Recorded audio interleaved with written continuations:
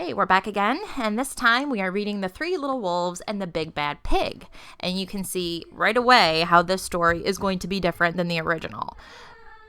This book was written by Eugene Trevias, and it was illustrated by Helen Oxenberry, and she has illustrated a lot of books.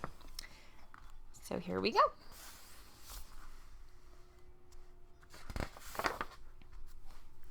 Once upon a time, there were three cuddly little wolves with soft fur and fluffy tails who lived with their mother.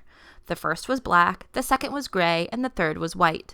One day, the mother called the three little wolves around her and said, "My children, it is time for you to go out into the world. Go and build a house for yourselves, but beware of the big bad pig." "Don't worry, Mother. We will watch out for him," said the three little wolves, and they set off. Soon they met a kangaroo who was pushing a wheelbarrow full of red and yellow bricks. "Please, will you give me some of your bricks?" asked the three little wolves. "Certainly," said the kangaroo, and she gave them lots of red and yellow bricks. So the three little wolves built themselves a house of bricks. So how is this one different already with the houses? The very next day, the big bad pig came prowling down the road and saw the house of bricks that the little wolves had built. The three little wolves were playing croquet in the garden. When they saw the big bad pig coming, they ran inside the house and locked the door. The pig knocked on the door and grunted, little wolves, let me come in." "No, no, no," said the three little wolves. "By the hair on our chinny chin chins, we will not let you in, not for all the tea leaves in our china teapot." "Then I'll huff and I'll puff and I'll blow your house down," said the pig. So he huffed and he puffed and he puffed and he huffed, but the house didn't fall down.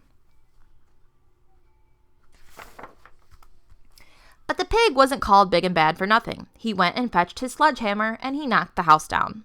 The three little wolves only just managed to escape before the bricks crumbled, and they were very frightened indeed. So I really don't recall anyone having a sledgehammer in any of the other stories. "We shall have to build a stronger house," they said. Just then they saw a beaver who was mixing concrete in a concrete mixer. "Please, will you give us some of your concrete?" asked the three little wolves. "Certainly," said the beaver, and he gave them buckets and buckets full of messy, slurry concrete. So the three little wolves built themselves a house of concrete. No sooner had they finished than the big bad pig came prowling down the road and saw the house of concrete that the little wolves had built.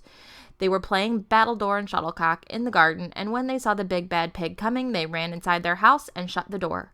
The pig rang the bell and said, "Little frightened wolves, let me come in." "No, no, no," said the three little wolves. "By the hair on our chinny chin chins, we will not let you in, not for all the tea leaves in our china teapot."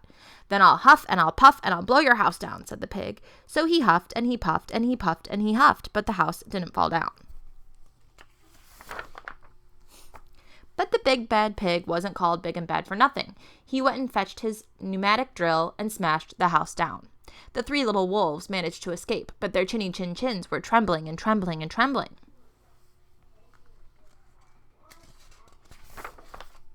"We shall build an even stronger house," they said, because they were very determined. Just then they saw a truck coming along the road carrying barbed wire, iron bars, armor plates, and heavy metal padlocks. "Please, will you give us some of your barbed wire, a few iron bars and armor plates, and some heavy metal padlocks?" they said to the rhinoceros who was driving the truck. "Sure," said the rhinoceros, and he gave them plenty of barbed wire, iron bars, armor plates, and heavy metal padlocks. He also gave them some plexiglass and some reinforced steel chains, because he was a generous and kind-hearted rhinoceros. So the three little wolves built themselves an extremely strong house. It was the strongest, securest house one could possibly imagine. They felt absolutely safe. The next day, the big bad pig came prowling along the road as usual. The three little wolves were playing hopscotch in the garden. When they saw the big bad pig coming, they ran inside their house, bolted the door, and locked all the 37 padlocks. The pig dialed the video entrance phone and said, "Little frightened wolves with the trembling chins, let me come in." "No, no, no," said the little wolves. "Not by the hair on our chinny chin chins. We will not let you in, not for all the tea leaves in our china teapot." "Then I'll huff and I'll puff and I'll blow your house down," said the pig. So he huffed and he puffed and he puffed and he huffed, but the house didn't fall down. But the pig wasn't called big and bad for nothing. He brought some dynamite, laid it against the house, lit the fuse, and the house blew up. The three little wolves just managed to escape with their fluffy tails scorched.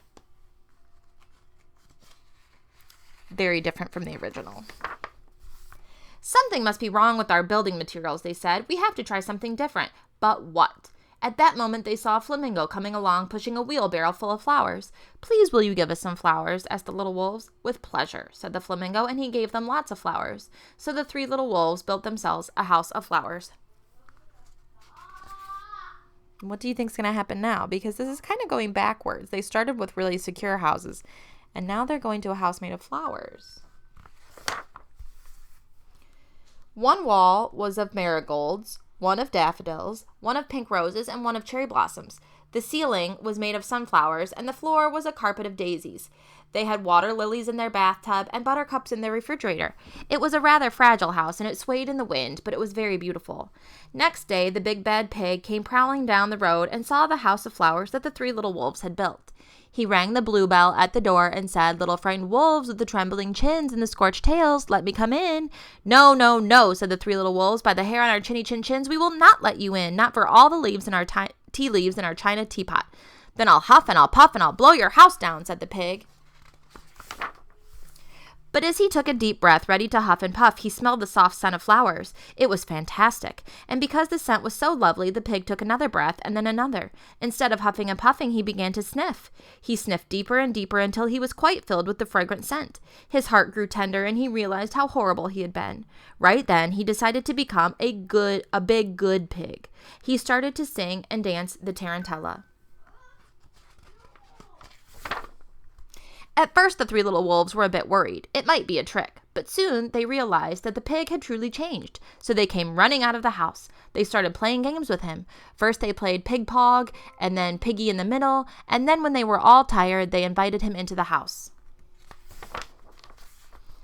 They offered him tea and strawberries and wolfberries and asked him to stay with them as long as he wanted. The pig accepted, and they all lived happily together ever after. And that's that. Way different than the original, don't you think? I hope you enjoyed it.